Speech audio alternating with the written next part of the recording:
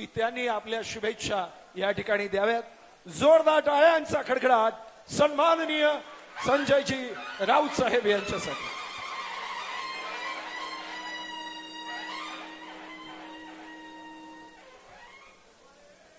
आदरणीय पक्षप्रमुख, अरे बाबा जरा सकाळपासून शिस्तीत राहिलात ना, थोडं शांत राहा. आदरणीय शिवसेना पक्षप्रमुख उद्धव ठाकरेजी, या भव्य मंचावर उपस्थित असलेले शिवसेनेचे सर्व नेते आणि नाशिकचे सर्व पदाधिकारी, आज सकाळपासून इथे ज्या शिबिराचं आयोजन केलेलं आहे त्याचा आजचा हा समारोपाचा म्हणजे अत्यंत महत्त्वाचा असा हा क्षण आहे. पक्षप्रमुख उद्धव ठाकरे आपल्याला मार्गदर्शन करतात. मलाही म्हणाले मार्गदर्शन करा आपले लोक. मी म्हटलं आता मी काय मार्गदर्शन करणार. मगाशी आपण ज्यांची चित्रफीत पाहिली, ज्यांचं दर्शन आपण घेतलं, ते हिंदू हृदय सम्राट बाळासाहेब ठाकरे आणि मार्ग दाखवणारे उद्धव साहेब तुम्हीच आहात. अशा प्रकारे हा दिवसभराचा मार्गदर्शनाचा कार्यक्रम तुमच्या उपस्थितीत आता संपतो आहे. मी फक्त उद्धव साहेबांना एवढं सांगू इच्छितो की हे संपूर्ण शिबिर हे नाशिकच्या शिवसैनिकांच्या मेहनतीने पार पडलेलं आहे. नाशिकचे शिवसैनिक, नाशिक शिवसेनेचे सर्व पदाधिकारी यांनी तन मन आणि धन अर्पून हे शिबिर यशस्वी केलं आणि ही शिवसेनेची ताकद आहे. आज आपल्याकडे सत्ता नाहीये, त्याच्यामुळे असे कार्यक्रम कसे होऊ शकतात असा प्रश्न पडतो. पण एकदा शिवसैनिकांनी मनावर घेतलं की असे 100 सोहळे तो पार करू शकतो. आज काय झालं, अडथळे बघा कसे येतात, आणतात. इथे आपलं शिबिर सुरू आहे आणि बाहेर नाशिकला शहरामध्ये भारतीय जनता पक्षानं दर्गे पाडण्याचं काम घेतलं. का तर शहरामध्ये गोंधळ व्हावा, कायदा सुव्यवस्थेची परिस्थिती निर्माण व्हावी आणि टीव्हीवरती आपल्या बातम्या दिसू नयेत म्हणून आजचा मुहूर्त काढला. पण त्या सगळ्यांवर पुरून उरून आजचा शिबिराचा सोहळा होतोय आणि दिवसभर महाराष्ट्रामध्ये या आपल्या शिबिराची बातमी होते आहे. या शिबिराचं वैशिष्ट्य काय आहे? अनेकांना वाटलं की पराभव झाला शिवसेनेचा, शिवसैनिक खचला असेल, शिवसैनिक घरी बसला असेल, शिवसैनिक आता घराबाहेर पडणार नाही, शिवसैनिक दहशतीखाली आहे. आजच्या शिबिरानं दाखवून दिलं की नाशिकचा शिवसैनिक आहे तसाच दणदणीत आणि खणखणीत आहे. एखाद दुसऱ्या पराभवानं खचून जाणारे आम्ही नाहीत. यापेक्षा वाईट काळ आम्ही पाहिलेला आहे. याच्यापेक्षा का वाईट बघायचं, यापेक्षा वाईट काळ आम्ही पाहिलेला आहे. स्वतः शिवसेना प्रमुखांनी अनुभवलेला आहे. आणि सगळ्यात खराब काळाशी सामना करणारी जी व्यक्ती असते ती सगळ्यात उज्ज्वल भविष्याची निर्माता होते, लक्षात घ्या. त्याच्यामुळे कोणाला असं वाटत असेल की आम्ही खचलो, दबलो, तसं नाही. एक छावा नावाचा चित्रपट येऊन गेला, त्याच्यामध्ये आपण छत्रपती संभाजीचा संघर्ष पाहिला. तो संघर्ष आपल्या वाट्याला आलेला लक्षात घ्या. त्या काळामध्ये कविभूषण होता, कविभूषण. छत्रपती संभाजी जेव्हा निराश झाले, चारी बाजूंनी घेरले गेले आणि आता काय करावं हा जेव्हा त्यांना प्रश्न पडला, तेव्हा कविभूषणने त्यांना एक मंत्र दिला, जो आपल्या शिवसैनिकांसाठी सुद्धा तेवढाच उपयोगाचा आहे. कविभूषण सांगतो संभाजी राजाला, कविभूषण संभाजी राजांना सांगतो, मन के जीते जीत है, मन के हारे हार, हार गए जो बिना लढे उन पर है धिक्कार. काय सांगतो कविभूषण संभाजी राजांना? हार गए जो बिना लढे. तो महाराज उठा, आता लढायला पाहिजे आपल्याला.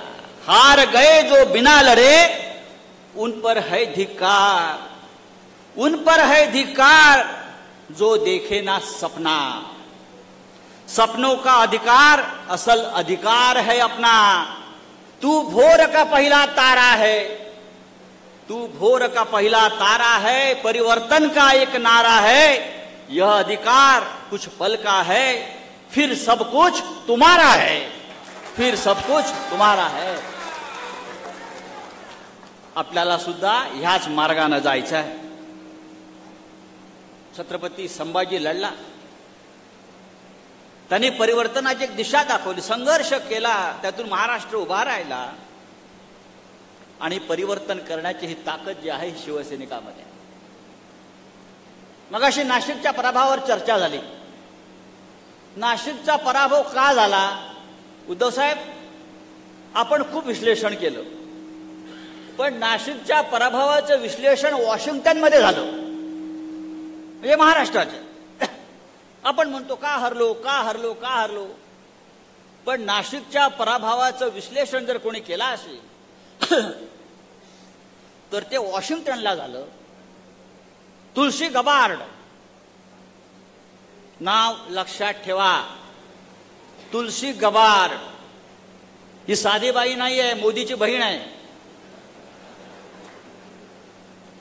मोदी तिला सिस्टर तुलसी म्हणतात. आणि आता मोदी अमेरिकेला गेले होते तेव्हा जाताना इथून कुंभ स्नानासाठी जे गंगाजळ त्यांनी सगळ्यांना पाठवलं, त्या गंगाजळाचे कुंभ घेऊन हे मिस्टर नरेंद्र मोदी अमेरिकेला गेले आणि तुलसी गबार्डला सुपूर्द केलं. फोटो आले आहेत. ही तुलसी गबार्ड साधी बाई नाही आहे, ही ट्रम्प सरकारमध्ये गुप्तचर विभागाची प्रमुख आहे, इंटेलिजन्स ब्युरोची प्रमुख आहे तुलसी गबार्ड. त्या बाईने सांगितलं परवा, काय सांगितलं? ईव्हीएम हायजॅक होतंय आणि ईव्हीएम मुळे निकाल बदलले जाऊ शकतात. ईव्हीएम मुळेच. आपण पण सकाळी विनायकराव बोललात, तुलसी गबार्डने सांगितलंय, अमेरिकेच्या गुप्तचर विभागाच्या प्रमुखांनी सांगितलंय आणि मोदीच्या बहिणींनी सांगितलंय. हातात गंगाजल आहे, ते खोटं बोलणार नाही. मोदीने तिच्या हातात गंगाजल दिला, त्याच्यामुळे ते खोटं बोलणार नाही. आणि ईव्हीएम मध्ये घोटाळा होतो, ईव्हीएमच्या माध्यमातून निकाल फिरवले जातात, हे जेव्हा तुलसी गबार्ड सांगते वॉशिंग्टन मध्ये बसून, तेव्हा महाराष्ट्राचा निकाल हा अशा पद्धतीनं का लागला याचं उत्तर जगाला मिळतं. बरोबर ना? मग आम्हाला वाटतंय की नाशिकमध्ये नाही, महाराष्ट्रात नाही, अख्ख्या देशामध्ये गेल्या 10 वर्षापासून एक काय चाललेलं आहे. खरं म्हणजे आजच्या या शिबिराला आपण तुळशी गबार्डलाच बोलवायला पाहिजे होतं मार्गदर्शन करण्यासाठी.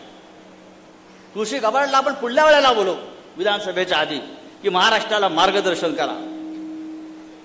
पण अशा प्रकारे शिवसैनिकांचं अशा प्रकारच्या निर्णयानं मनोधैर्य खच्ची होणार नाही, हे तुम्ही लक्षात घेतलं पाहिजे.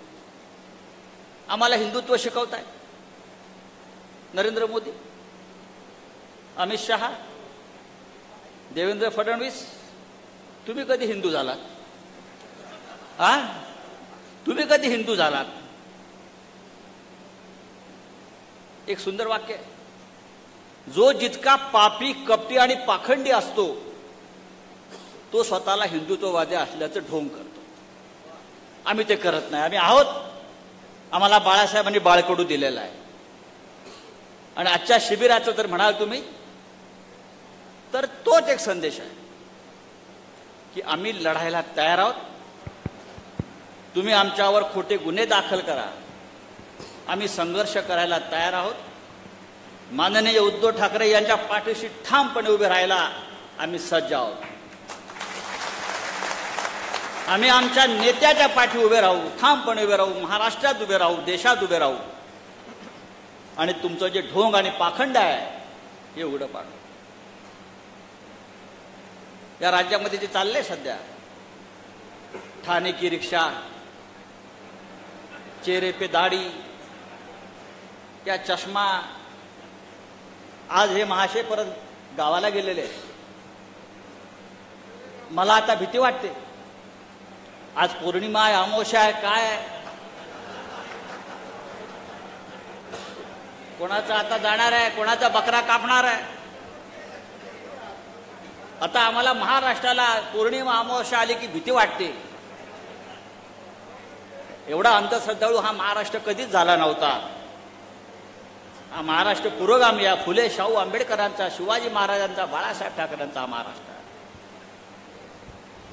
माननीय उद्धव साहेब, आज सकाळपासून या नाशिकमध्ये उत्साहाचं वातावरण आहे. आज सकाळपासून सर्व वृत्तवाहिन्यांवर या शिबिराचं वृत्त दाखवलं जात आहे. आणि या शिबिरातून आपण काय संदेश देणार आहात त्याकडे जे गावाला गेलेले आहेत ते सुद्धा तिथे टीव्ही लावून बसलेले आहेत. तेव्हा हा महाराष्ट्र आपल्या मार्गदर्शनाची वाट पाहतो आहे. आणि नक्कीच हे मार्गदर्शन शिवसैनिकांना, महाराष्ट्राच्या जनतेला योग्य दिशा दाखविल्याची मला खात्री आहे. मी आपला अत्यंत आभारी आहे की आपण आज मुंबईतून इथे आलेला.